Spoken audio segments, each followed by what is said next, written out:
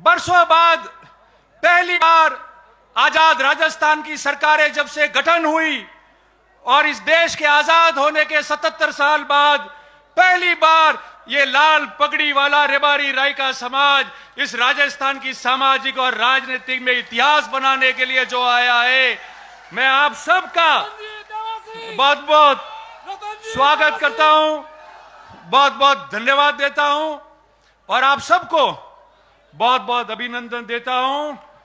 आपके इस समाज की प्रत्येक मेरी मातृशक्ति, मेरी मां, जिन्होंने ये सूरवीर जन्म किए इस समाज से, आज उन्होंने अपने घर पे एक ढानी के अंदर व्यक्ति नहीं रहा और उमड़ के आया है कि मैं कहां जा रहा हूं। अभी बात चल रही थी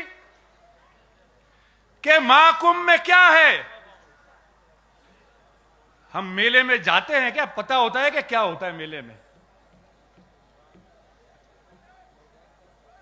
नहीं पता होता है। कुंभ शब्द क्या है मुझे कहने की आप लोगों को जरूरत नहीं, और वो भी महाकुंभ। ये समाज जो बरसों तक सामाजिक, शैक्षणिक और राजनीतिक रूप से वंचित रहा और इस दृष्टि पे, इस सृष्टि पे, इस धरती पे ईश्वर ने जिन पशुओं को भेजा, हमने हमारा कर्तव्य निभाने में हम इतने पीछे चले गए कि आज उसके आगे होने के लिए जो मंथन के लिए इकट्ठे हुए हैं वही महाकुंभ है। उसी का नाम महाकुंभ है और उसी का महाकुंभ का संदेश है। आज मेरे कई आदरणीय वरिष्ठ जन यहां बैठे हैं, सारे मेरे नौजवान लोग, माताओं, बहनों, मेरे आदरणीय बुजुर्ग, हमारे पत्रकार मित्र, सब लोग यहां बैठ के पूरे राजस्थान को यह नजारा बता रहे हैं। साथियों, महाकुंभ क्यों बुलाया? राजस्थान की सामाजिक और राजनीतिक जीवन में आपने प्रत्येक 5 साल में देखा होगा कि विभिन्न समाज जयपुर या जोधपुर में एकत्रित होकर अपनी समाज की ताकत बताते हैं, अपनी बात करते हैं, अपनी चर्चा करते हैं और इस राजस्थान के सामाजिक और राजनीतिक जीवन में अपना संदेश पहुंचाते हैं। हम तो आज इकट्ठे हुए 77 साल बाद, और इकट्ठे हुए तो कैसे हुए? इकट्ठे हुए तो ऐसे हो गए कि पूरे मुल्क के अंदर शाम तक इसकी चर्चा होने लग जाएगी कि हम इकट्ठे ऐसे हुए। 3 दिन पहले हमने सोशल मीडिया पे इन हमारे युवा मित्रों ने ट्रेंड चलाया था, और कितने मिनट रहा?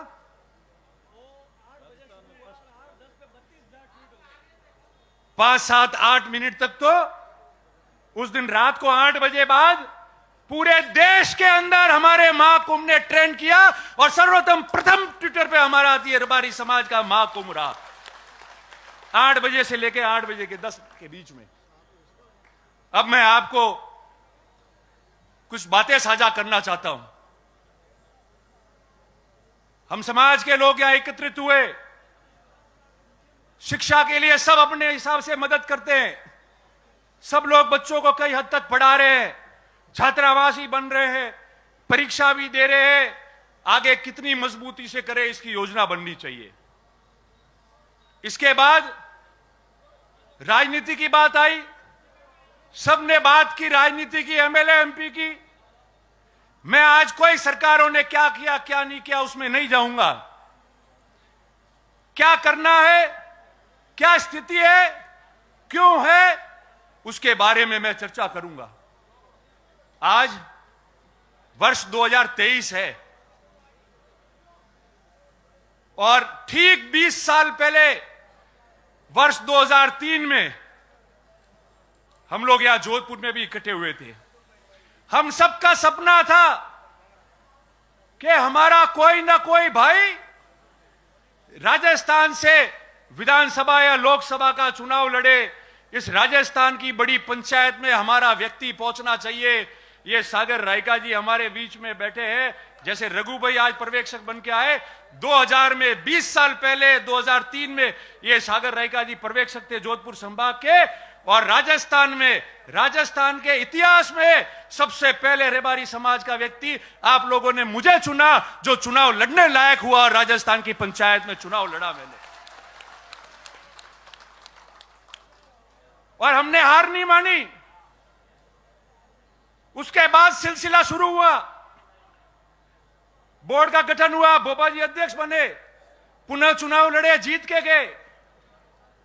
मैं पहली बार जीत के गया।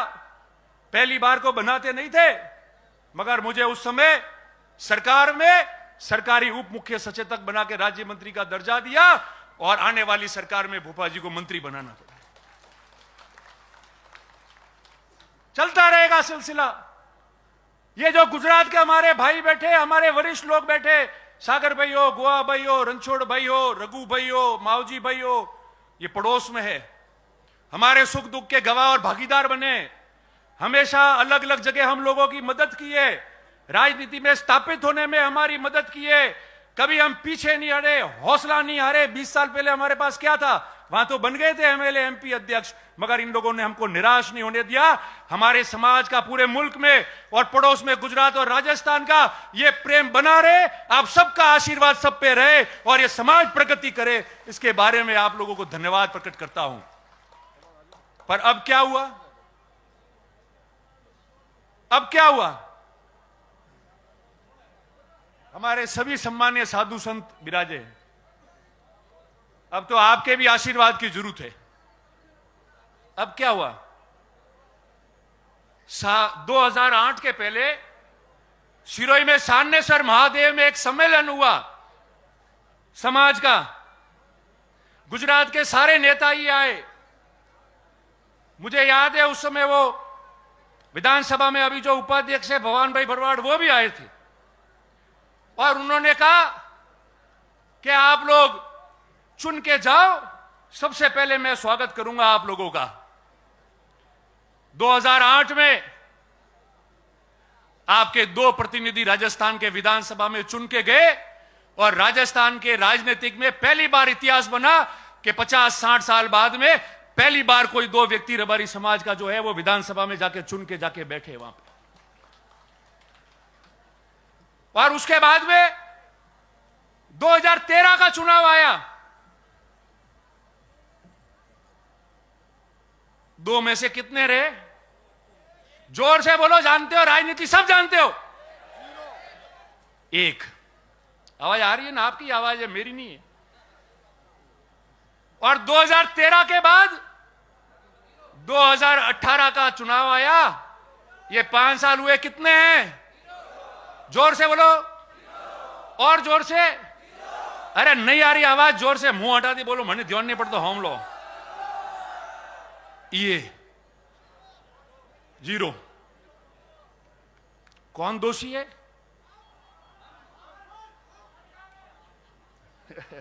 वो क्यों आए हो? नहीं, आप लोग दोषी नहीं हो।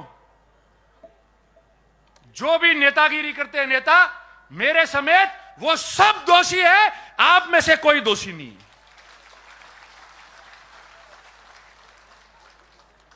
आप में से दोषी होते तो 400 भेड़ पालक मध्य प्रदेश में अपनी रेवड़ रख के, और ट्रेन एक दिन पहले आती है, रोज वो ट्रेन है नहीं, एक दिन पहले वो ट्रेन पकड़ के जोधपुर अपने गांठ के पैसे खर्च करके वो भेड़ पालक और वो पशुपालक आज यहां नहीं आते। अगर आप लोग दोषी होते तो, आप लोग दोषी होते तो आप लोग इतनी संख्या में यहां नहीं आते।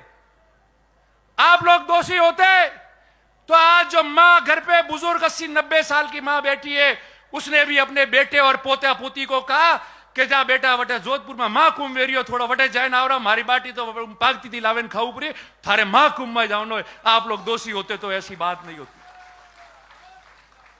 दोषी हम लोग हैं, मैं भी हूं। साथ काम करने वाले विभिन्न नेता कार्यकर्ता, वो लोग दोषी होंगे। क्यों? क्योंकि काम तो राजनीति में करना पड़ेगा। ये जो 2008